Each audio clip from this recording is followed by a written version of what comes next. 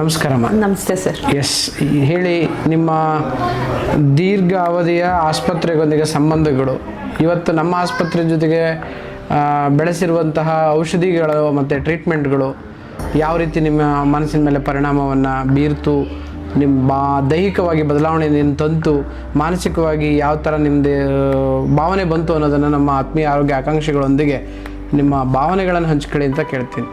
ತುಂಬ ಪೇನ್ ಇತ್ತು ಸರ್, ಮುಂಚೆಗೂ ಈಗ್ಲಿಗೂ. ಆ ಟ್ರೀಟ್ಮೆಂಟ್ ತೊಗೊಂಡಾಗ ತಕ್ಷಣಕ್ಕಷ್ಟೇ ಸರ್ ನನಗೆ ರಿಲೀಫ್ ಅನಿಸ್ತಾ ಇದ್ದಿದ್ದು.